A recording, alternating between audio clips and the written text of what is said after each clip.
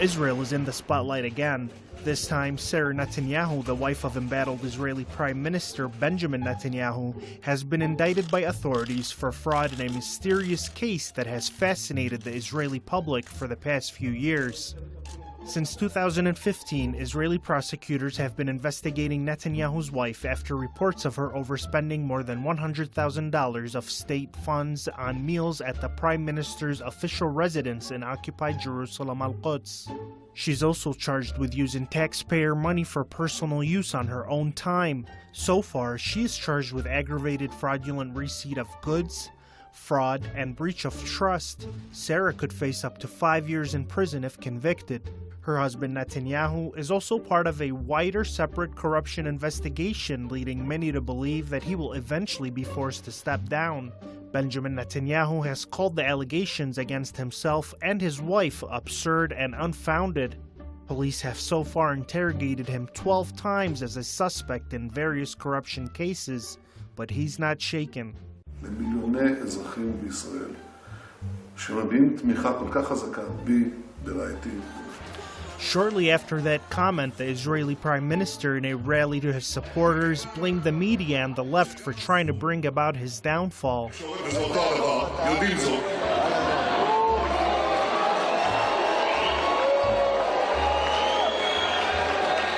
מכיוון שהם יודעים זאת, אז הם מתגייסים כעת למסע ציד אובססיבי חסר תקדים נגדי ונגד משפחתי במטרה לבצע הפיכה שלטונית. המטרה שלהם היא להפעיל לחץ פסול ובלתי פוסק.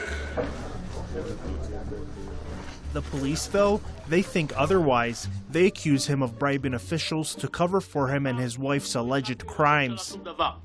אמרתי שיש גורמים טנג'יבל. אנחנו לא מדברים על איזה גורמים וירטואליים. מדברים על גורמים שהיו בשטח, שרחרחו סביב חוקרים שחוקרים את התיקים האלה. מבחינתי זה היה לא לגיטימי. But that's not all. According to the police, there is tangible evidence of the Prime Minister sending his men to pressure officials to forget about his and his wife's case. ולכן כאשר קורה משהו כזה, אני צריך לאפשר שהלחץ הזה ייפסק. ולכן יצאתי תקשורתית, ולראיה זה נפסק מיידית. Now, the Israeli public is unhappy about all of this, especially as it is their tax money that is being abused. Here's what residents of occupied Jerusalem Al-Quds had to say about the scandals. אני אישית דווקא אני תומך בביבי נתניהו, אבל כל הסיפור עם שרה נראה לי זה יוצא קצת משליטה. כאילו, נראה לי 90% מהדברים הם מוגזמים. היא עושה הרבה דברים מאוד לא יפים. והיא ממשיכה לעשות, והיא צריכה לשלם על זה. בושה! בושה! בושה! בושה! בושה! Israelis living in the capital, Tel Aviv, also gave their take about the corruption inside Israel's First Family. Many cases, in many occurrences in each case, for bribe that he took within his duty. This is, of course, unthinkable that a prime minister continues to stay in post for such a long time under interrogation. He must resign. מגיעים להנה ברגע שחוקרים את ראש הממשלה. אנחנו נותנים גיבוי לחוקרים שיבינו שהם צריכים לחקור ולהגיע לשורש האמת. והגיע הזמן לאסוף לסאגה הזאת סוף. הגיע הזמן. This isn't Israel's first grand corruption involving a prime minister. In fact, since Israel's inception into the region, Tel Aviv has produced a long history of high-level political corruption. London, the capital of the UK, is known for a fairly large Jewish population. There we spoke to Jonathan Rosenhead, Emeritus Professor of Operational Research at the London School of Economics and Political Science. Rosenhead believes that Netanyahu is entrenched into the Israeli system and won't leave anytime soon. He's very astute maneuverer, in addition to which he's of course appointed some of the key people who can protect him. That the government law officer is a crucial post, and that's one of his mates. If there's a police chief who's too aggressive towards him, then after all he appoints the police chief so he can do things to get him removed. So in all those sorts of ways, he's got layers of protection. We further asked if Netanyahu would resign in the midst of all this turmoil. According to the professor, it should have happened already. There's always that chance, because I mean anybody else would have gone by now, I think.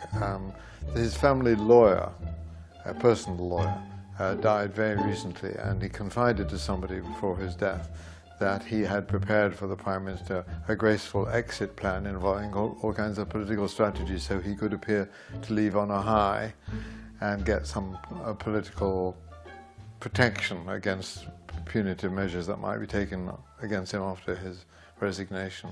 The professor went in full length to discuss previous Israeli scandals that rocked Israel. Israel has a whole record of this. I mean, it's one of the few countries that has a special entry in Wikipedia saying Israel political scandals. So I think it was about 1997 that Yitzhak Rabin, who was Prime Minister, actually resigned, and that's the only honourable instance in this whole sad story. He and his wife, he had been ambassador in Washington, and he and his wife were found to have, after he was Prime Minister, to still have dollar accounts in the United States, which was illegal at that point under Israeli law. And he resigned. But that's the exception. Sharon, around the year 2000, when he was Foreign Minister, lent on the Greek Deputy Foreign Minister to facilitate a deal for one of his mates working through Sharon's son to buy a Greek island. That came out and was fairly scandalous. Ehud Olmert was Prime Minister, and in 2010 he was involved in a scandal involving a housing complex, and he not only had to resign, but he was tried, found guilty and sent to prison. He was sentenced to 6 to 8 years, not of course that he served anything like that. Israel's Channel 10 found that 66% of Israelis want Netanyahu to resign if indicted. Another poll by the local Channel 2 found that 48% of Israelis want Netanyahu to quit over allegations. According to Israel's flagship Hadashat TV news network, 63% of Israelis want Netanyahu to resign over the whole case of fraud involving him and his wife, while only 27% believe that he shouldn't resign. So far, the Netanyahu scandal story continues to develop, even though it's been in the making since 2012. At least that's what the public is being told. Will Netanyahu ever get indicted, and will he be forced to step down as Israel's Prime Minister? This question seems to be on the minds of many Israelis and adversaries of Netanyahu. It remains to be seen, according to many Israelis, as to how far the Israeli court system will allow these scandals to continue to pile up without taking any further action.